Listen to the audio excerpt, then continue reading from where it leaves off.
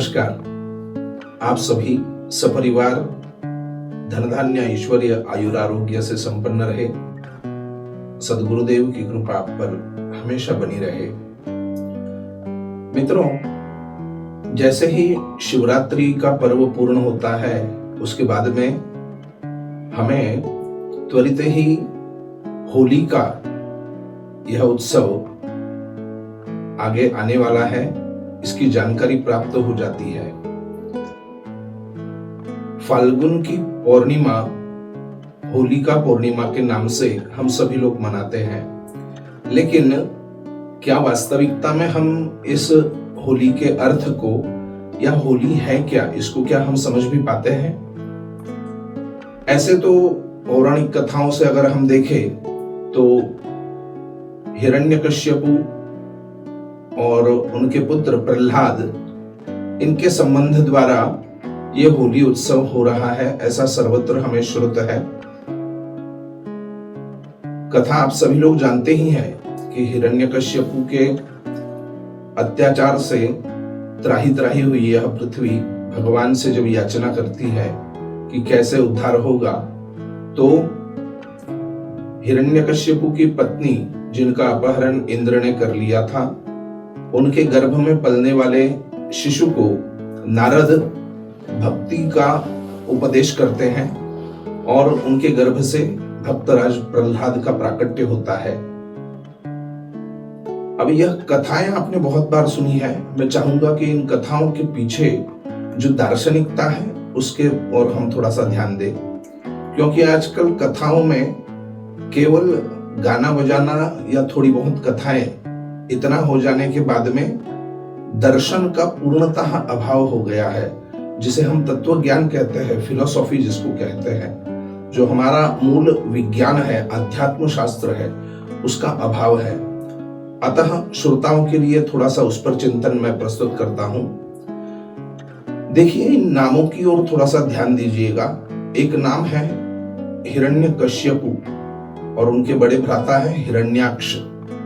हिरण्याक्ष का वध वराह अवतार में भगवान महाविष्णु जी ने किया हुआ है।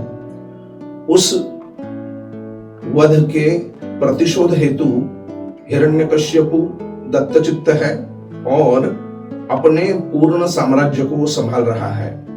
अब इन दोनों के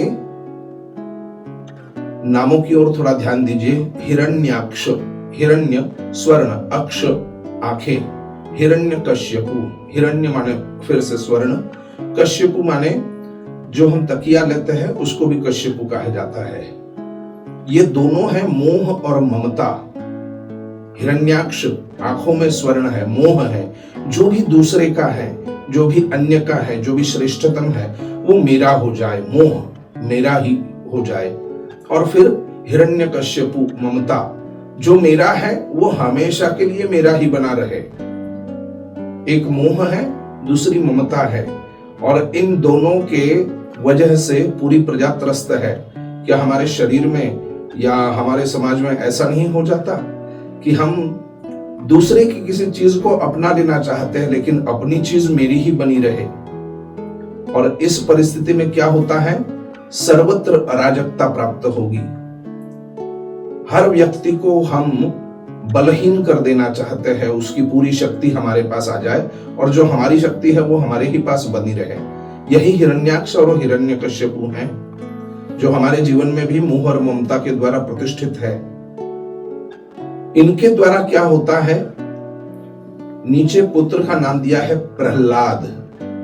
आह्लाद का अर्थ होता है आनंद, प्रहलाद का अर्थ होता है प्रकृष्ट आह्लाद, माने जो किसी भी चीज पर अवलंबित नहीं है, प्रकृति प्रदत्त और ईश्वर संरक्षित जो आनंद है उसका भी हनन जब करने मोह और ममता जाते हैं, तब उनकी भगिनी जो हुंबिका है वो उनको मदद करती है और भगवान के वर द्वारा सुरक्षित वह भी इस होली में जल जाती है। तात्पर्य कथा का यह है कि हम मोह और माया में फंसकर जब भगवान द्वारा दिए गए या प्रकृति प्रदत्त भगवत संरक्षित आह्लाद आनंद को भी जब हम नष्ट करना चाहते हैं तो उसमें हम ही नष्ट हो जाते हैं। इसके पश्चात जब हम मोह और ममता का त्याग कर देते हैं तो वही चीज, वही आनंद हमें सर्वत्रिक देखने को मिलता है और हम उसका भरपूर लाभ भी ले सकते हैं, जो वसंतोत्सव माने रंगों की खेल में हमें उसके बाद में ज्ञात होता है। इसलिए उसके बाद हम लोग रंगोत्सव मनाते हैं। महाराष्ट्र के कुछ प्रांतों में रंग पंचमी के दिन भी रंगोत्सव खेला जाता है, जिसे वसंतोत्सव आदि रूप से जानते हैं। उत्तर भारत में और अन्य जगहों पे इस वक्त अपने मन की भड़ास निकालने के लिए कुछ अपशब्दों का भी उल्लेख किया जाता है या बोले जाते हैं। ये परंपराओं में, शास्त्रों में वर्णित है। अत्यंत निंदनीय शब्द जो हम कहीं नहीं उच्चारित करते, वो इन दिनों में भी दूसरे के लिए प्यार से उच्चारित कर देते हैं, जिससे हमारे हृदय में जो भी उसके प्रति खटास है वो सब निकल जाए। ये तो कुछ दार्शनिक अर्थ हुआ। अब होली केवल इसके लिए नहीं है।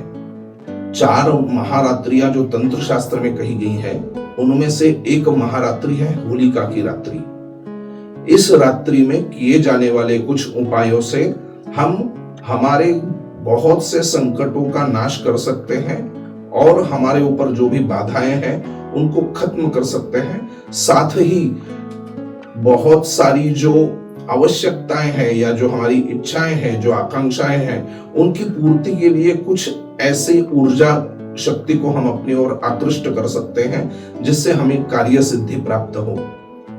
उस हेतु मैं आपको एक छोटा सा उपाय प्रदान करता हूं। जिन लोगों को ऐसा लगता है कि हमारे ऊपर कोई ऋणात्मक ऊर्जा है, कोई निगेटिविटी है, उन लोगों ने 3 गोमती चक्र स्वयं के ऊपर से दक्षिणावर्ती माने राइट साइड से स्टार्ट करना है, लेफ्ट साइड से नीचे लेना है। ऐसे दक्षिणावर्ती 3 बार घुमाकर होलिका में अर्पित कर दीजिए। साथ ही 7 लौंग और 3 इलायची, इनको भी अपने ऊपर से इसी तरह उतार कर उसको होलिका में डाल दीजिए। जिन पति पत्नी में क्लेश आदि की संभावना बनी रहती है या ज्यादा बनता न हो और बन जाए अच्छे से, ऐसी अपेक्षा हो, वो साबुत जटा वाला नारियल पति पत्नी के ऊपर से मस्तक से पैर तक 7 बार उतारे और होली में अर्पित कर दे।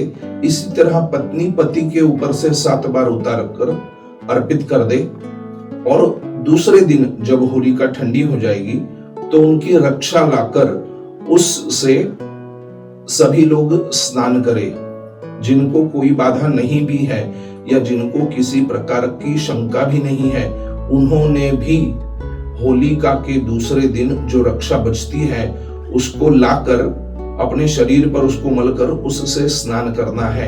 इससे हमारे ग्रह दोष आदि कम होते हैं। जिनको ऐसा लगता हो कि हमारे घर में कुछ बाधा है या कुछ निगेटिविटी आ चुकी है, उनके लिए एक उपाय है। एक कीला खरीद के लाना है आपने, जो बहुत लंबा भी ना हो, बहुत छोटा भी ना हो, बहुत मोटा भी ना हो और बहुत पतला भी ना हो, मध्यम स्वरूप में जो हो। उस कीले को होली जलाने से पहले होली के बीच में रख देना है और उसके बाद में जो भी हम कंडा गोबरी या जो भी रखेंगे उसको रखना है। फिर होली का दहन होगा।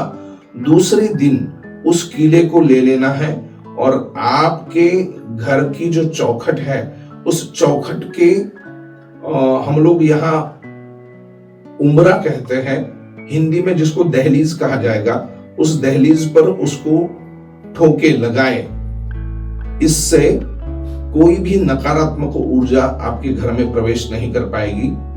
आशा है कि इस होलिका उत्सव का आप पूर्णतः आनंद लेंगे और अपने जीवन से मोह और ममतामयी हिरण्याक्ष और हिरण्यकश्यपु को दूर कर कर भगवत भक्ति रूपी और सभी समाज में सद्भावना फैलाने वाले आह्लाद आनंद प्रहलाद को स्थापित करेंगे और भगवान की कृपा के भाजन बनेंगे। नमस्कार। आप सपरिवार आनंदित, सुखी और समृद्ध रहे।